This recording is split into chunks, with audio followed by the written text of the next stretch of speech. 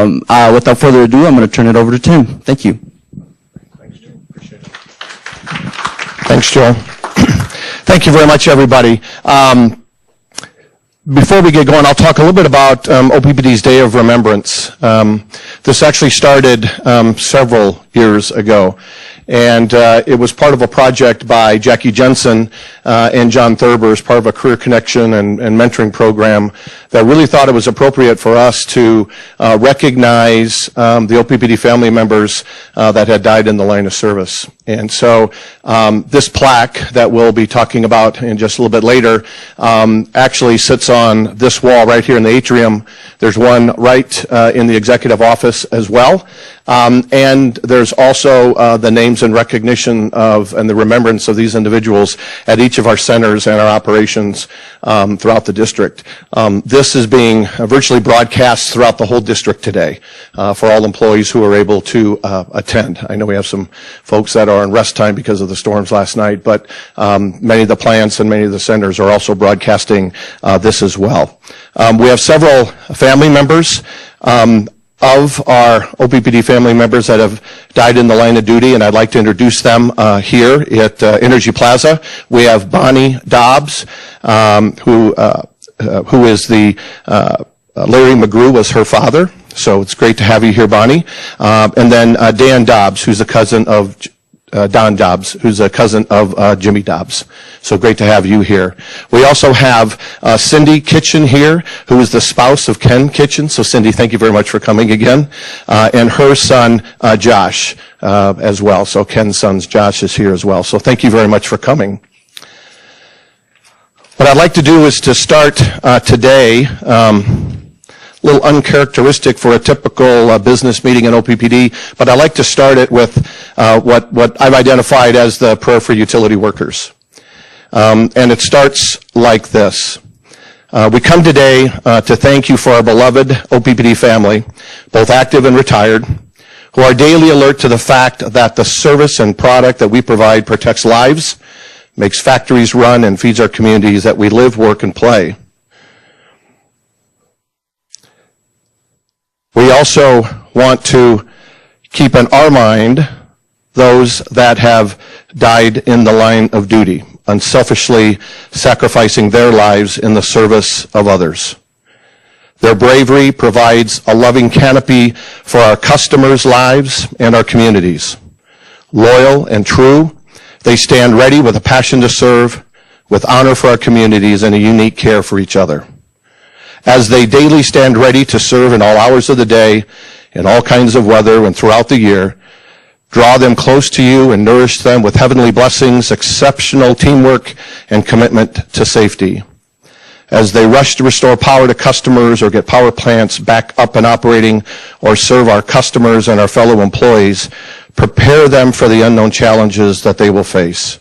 Whether the work is large or small, difficult or easy, protect them at all times. After the work has been completed and they return to their homes safely, we pray for refreshing times of rest and rekindling love with their families. Each day, Lord, may your wisdom guide them, your encouragement uplift them, and your love comfort them. For those members of the OPPD family that we honor and remember today, may we never lose sight of their contributions to the OPPD family, to our customer owners, and the communities that they served. Please remember their families that were left behind. Please console their hearts and caress them with your almighty love and warmth. We ask this in your name. Amen. What I'd like to do is to go through and talk about each of the members of the OPPD family that have died in the line of duty and selfishly sacrificed their lives in the service of others. We also recognize monthly at our board meeting that's online one of these 18 OPPD employees that have died in the line of service, just to remind us of the nature of our business and our commitment to our employees. First employee is Edward A. Runka. He died on April 16, 1946, while working on a 7,600-volt line in Bellevue, Nebraska. He was attempting to fasten his safety belt when he made contact with the line. He was 56 years old with 26 years at OPPD at the time of his death. He was survived by his mother, 2 brothers, and 5 sisters. Hershel A Lunsford. He died on April 17, 1947 as a result of electrocution he sustained while straightening a pole in the 66 kV line near 108th and Blondo in Omaha. Cotton, as he was known, was 40 years old with 19 years of service at OPPD.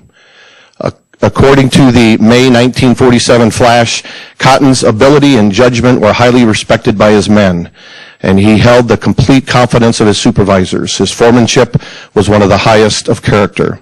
17 years earlier, when Cotton had only 2 years with the company, he received a medal for saving the life of a fellow employee who had suffered electric shock. He was survived by his wife, Geraldine, and 2 sons, Gene and Dennis. Arthur P Iser. Arthur died on February 25, 1948 from injuries sustained in a 35-foot fall when the pole he and a co-worker were on broke off near the base. The co-worker, Bert Christensen, was hospitalized with several fractures. They were working in Hermon, Nebraska at that time. He was 49 years old at the time of his death. He was survived by his wife, Velma, daughters Constant and Laura, Jean, and his son, Raymond. Wesley P Hicks. Wesley died on July 17, 1950, while making contact with a 13 kV line while working near 65th and Sprague in Omaha, Nebraska. He was 29 years old with 5 years of service at OPPD at the time of his death. He was survived by his wife, Dorothy, and a child.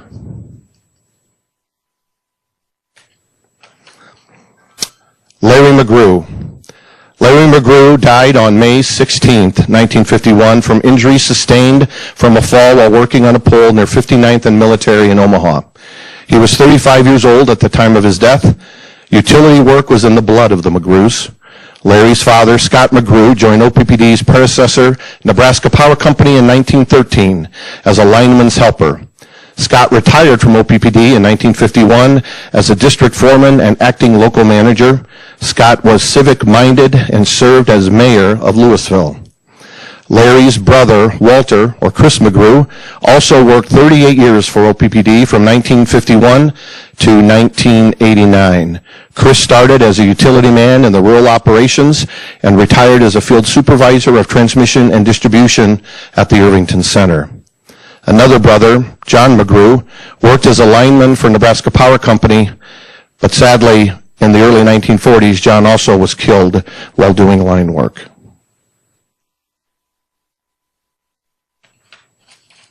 John Broderick. John died on June 22, 1953, after coming in contact with a 240-volt line in a substation near 18th and Grant in Omaha. He was 30 years old and had been with OPPD for 7 years at the time of his death. He was survived by his wife, Shirley Ann, 2 daughters, Peggy Ann and Jacqueline Kay, and son, John Thomas.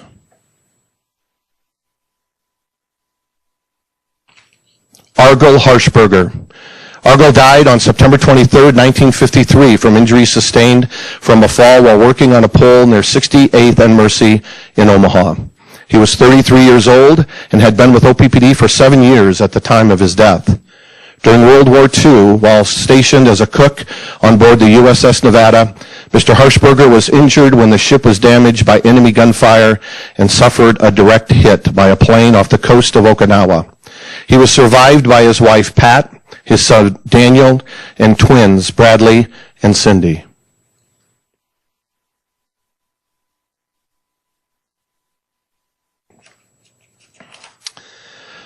Lawrence Wood. Lawrence died on June 20th, 1964 from injuries sustained from a fall after coming in contact with a 8,000-volt line atop a cable terminal pole near 87th and Capitol in Omaha. The work was part of restoration efforts from a storm that, at that time, was billed as the worst storm in OPPD's history, with sustained winds of over 95 miles per hour. He was 34 years old and had 11 years with OPPD at the time of his death. After his first year, Mr. Wood served a 4-year enlistment in the U.S. Navy before returning to OPPD as a groundman helper. He was survived by his wife Jean, his son Bill, his mother, and 2 sisters.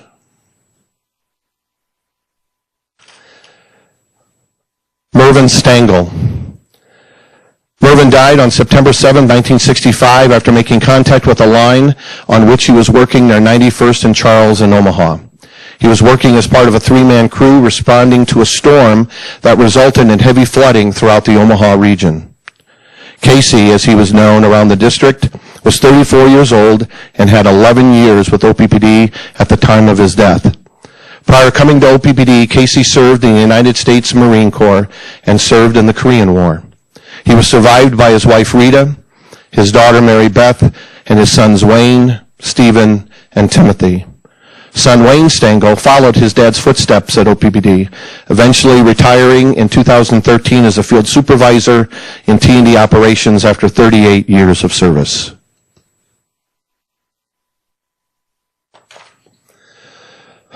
Duane Wilson. Duane died on July 22nd, 1968 from injuries sustained when a pole he was helping to remove toppled. The crew was removing a line near 8th and Douglas in Omaha to prepare for dismantling the old Exarban Bridge. Duane was 26 years old and was an apprentice who had only been with OPPD for 13 months at the time of his death. He was survived by his wife, Beverly.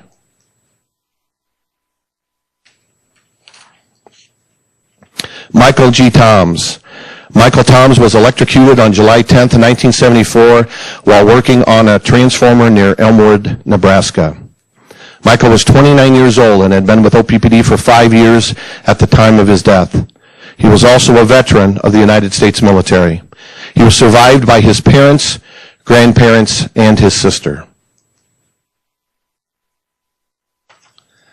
Michael Formanak. Michael Formanak died on January 19, 1981, after making contact with a live circuit while working on a pad mount transformer on the west edge of Elkhorn. Michael was 36 years old and had been with OPPD for 12 years at the time of his death. He was survived by his wife Carol and sons Jason and Alan, his parents, 4 brothers, and 1 sister. Walter Pond. Walter Pond died on January 7, 1963, from injuries received during an underground vault explosion just west of 16th and Harney in Omaha, Nebraska. Fellow employee Stephen Slatton was also with him in the vault and recovered from his injuries. Walt was 56 years old and had been with OPPD for over 30 years at the time of his death. Walt was known as an expert splicer. He trained OPPD apprentices and even worked with cable manufacturing companies to ensure OPPD had the best materials possible. He was survived by his wife Kathleen, daughters Diane and Mary Ann, 5 brothers, 6 sisters, and 3 grandchildren. And this next picture was a picture of Walter Pond in the flash in October 1950. Showing how he was connecting a new street light here in Omaha.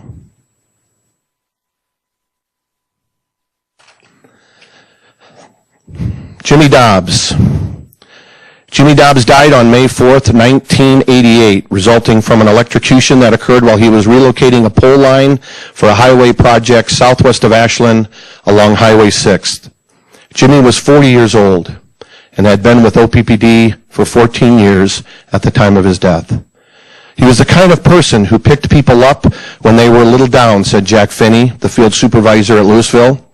I know I speak for all the people here when I say he was everyone's friend, on or off the job. He was survived by his wife, Delanne, daughters Anne Marie and Carolyn, his mother, 2 brothers, and 3 sisters.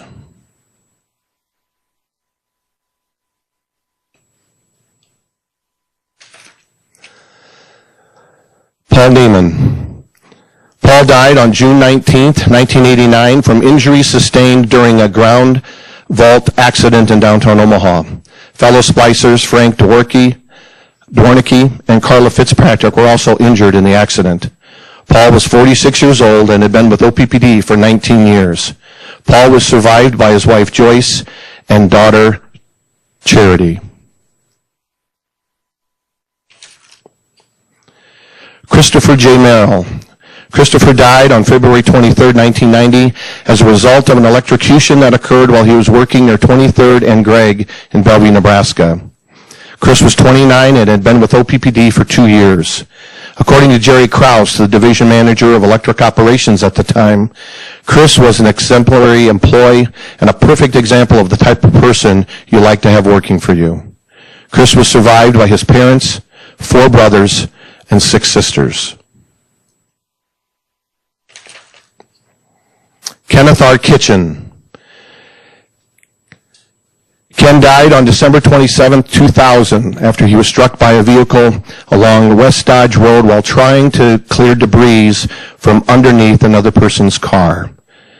Ken was 53 years old at the time of his death. He had been with OPPD for 26 years. He is survived by his wife Cindy, son Josh, daughter Jennifer, and his parents, a brother, and 2 sisters.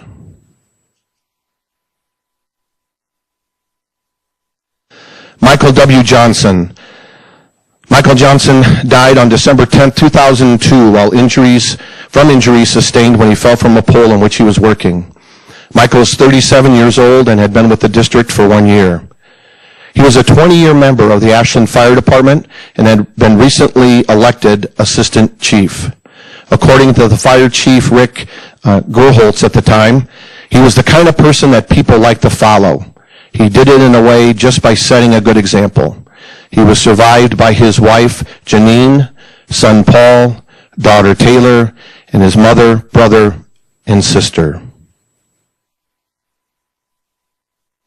At this time, Joel, if you could move our honor ring near the plaque. And then what I would like to do is across the whole district of OPPD, across all of the OPPD family members, is just have a moment of silence.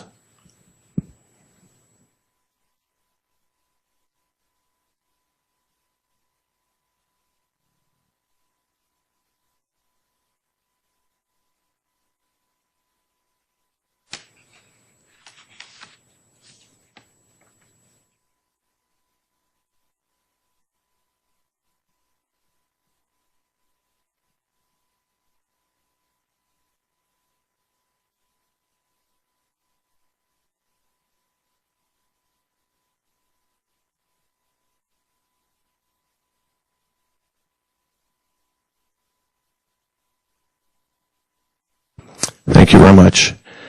I would specifically like to thank all the employees that are here today in the auditorium.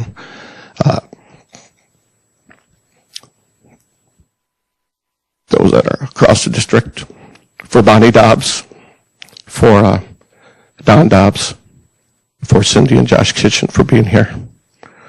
And we will make sure that your family members will remain in our thoughts and prayers. And that concludes the Day of Remembrance.